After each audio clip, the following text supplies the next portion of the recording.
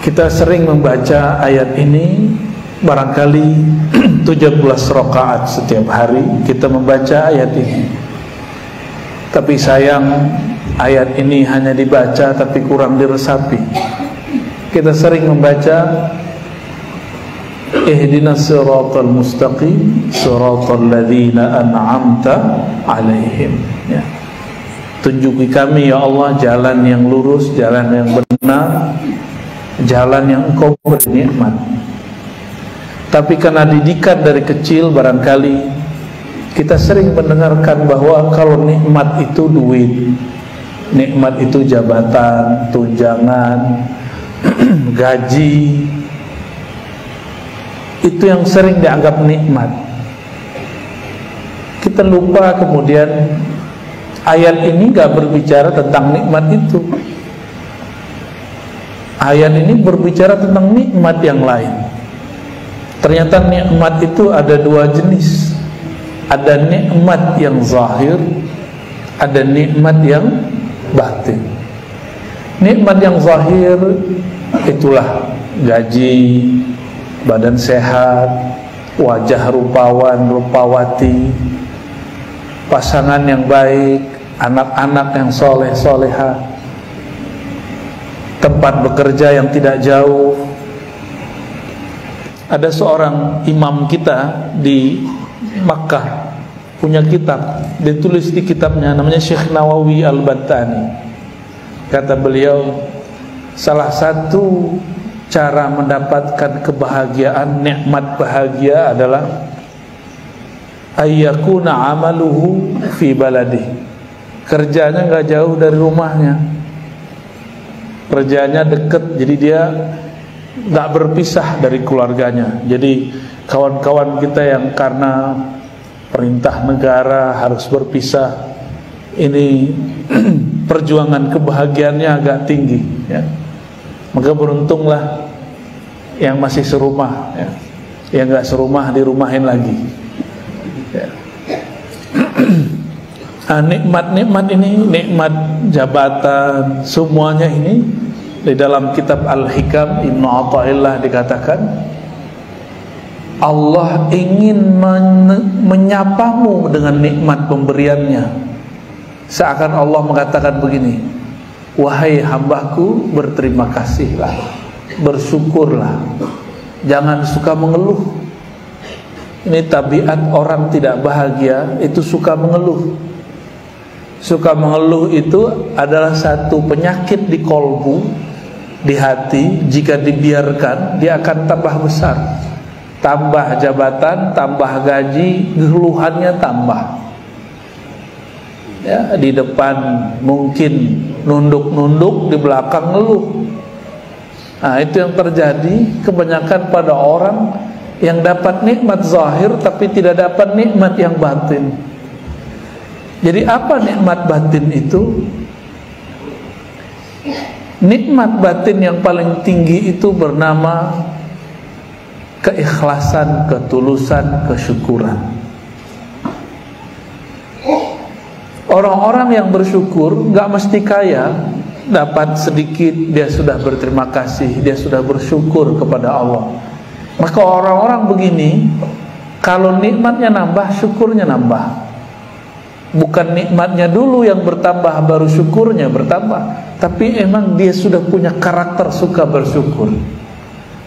Ada kesalahan menerjemah para pengkhotbah di setiap Jumat atau setiap ceramah.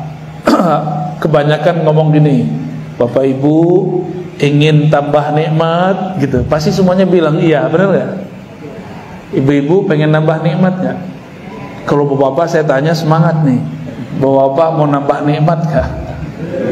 Wah, bapak-bapak udah ngerti maksudnya. Kita gak terusin deh. Kalau mau tambah nikmat, syukur, nanti Allah tambah. Ini yang begini, pengajaran begini itu gak paham ayat. Maksudnya apa? Jadi ada dua karakter orang bersyukur. Syukur berterima kasih bahasa kitanya. Ada yang berterima kasih karena diberi, bertambah pemberian.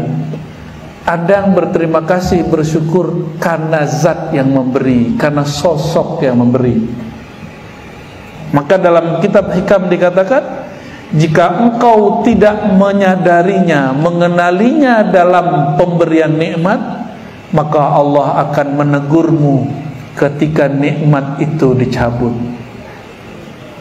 Nah, pilih, sadar nikmat ada atau sadar nikmat tiada.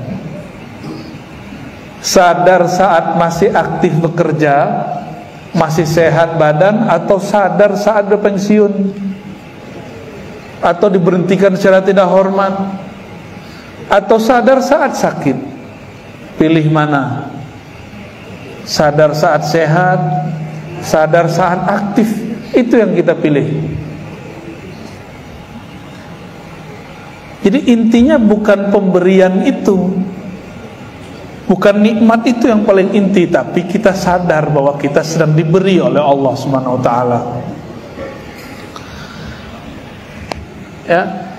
Dan setahu saya, setahu kami, orang yang paling sengsara di dunia itu orang yang paling banyak iri dan dengkinya, terutama masalah nikmat. Kenapa? Karena dia salah faham kepada Allah. Jadi orang iri dengki itu, dia bukanlah sedang menyalahkan si hamba yang dia tidak suka. Jadi orang-orang iri dengki itu bukanlah dia sedang benci kepada orang yang dia iri, dia sedang menuduh Allah. Itulah kenapa Allah tidak ridho kepada orang yang iri dan dengki. Mau jadi hamba nikmat atau hamba Allah yang memberi nikmat? Pilih mana Bapak Ibu? Pertama atau kedua? Mau jadi hamba nikmat atau Allah sang pemberi nikmat? Bener nih. Orang begitu tidak akan memuji dengan untuk menjilat. Dia memuji aja. Tapi kalau hamba nikmat, itulah para penjilat. Karena ini mulai dekat-dekat tahun politik, hamba penjilat mulailah banyak. Seperti ulat, bikin gatal. Orang-orang yang menjilat itu karena dia tidak melihat zat yang memberi nikmat, maka dia memuji, tidak ada ketulusan. Apabila ingin mengundang pandangan Allah ke dalam kalbu, mencari perhatian Allah yang maha kasih, jangan biarkan ada bau di dalam hati, bau iri dengki, bau kesombongan. Jadi mulai siang ini, udah masuk sore ya, coba kita latihan kurangi membenci orang, walaupun dibenci dia. Kurangi ngomongin orang walaupun kita diomongin dia. Saya yakin nih Pak Sekda nih banyak yang ngomongin nih. Iya, pasti banyak. Karena semakin orang naik, semakin banyak ngomongin. Kalau nggak mau diomongin, dibawa-bawa aja. Ya, Pak Sekda pasti nggak mau diturunin. Nggak mau Pak ya? Pasti nggak mau. Nah, Bapak Ibu yang bukan Allah,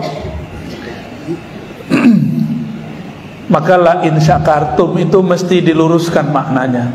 Jika engkau bersyukur, aku tambah nikmatmu. Bukan mensyukuri nikmat semata, tapi bersyukur kepada zat yang memberi nikmat. Memuji Allah karena Allah memang terpuji, bukan karena ingin diberi. Jangan seperti orang para penjilat, dia memuji karena ada yang dia mau. Maka pujilah Allah karena memang kita ingin menjadi hamba Allah. Begitu juga temanilah kawan kita, teman bekerja, atasan, karena memang dia layak dihormati. Ini yang membuat nyaman. Itulah kenapa Allah itu hanya satu. Itu juga kenapa pemimpin itu gak banyak. Di satu institusi cuma satu pemimpin. Semakin dia tinggi, semakin banyak orang penjilat, dia semakin kesepian. Allah Subhanahu wa ta'ala karena maha sempurna, walaupun orang menjilat kepadanya, hamba memujinya bukan karena dia terpuji, Allah tetaplah memberi. Walaupun orang yang meminta itu musyrik, Allah tetap beri. Maka yang membedakan kita yang sudah berislam, beriman, berihsan, satu saja. Kita menyembahnya bukan karena ada mau apa-apa, kecuali hanya ingin menjadi hamba Allah Subhanahu wa ta'ala. Bapak Ibu yang karena Allah, marilah kita tutup ini dengan muhasabah, istighfar, minta ampun kepada Allah. Karena tahun ini sudah berakhir. Kalau di dunia kerja tentu nanti buka lembaran baru. Kita bacakan Al-Fatihah untuk masa lalu dan masa depan kita. Semoga Allah mengampuni kesalahan masa lalu, menyempurnakan kebaikan yang sudah ada untuk masa depan. Al-Haziniyah ila hadrati nabiyina Muhammad sallallahu alaihi wasallam Sayyidina al-Mustafa. Al-Fatihah.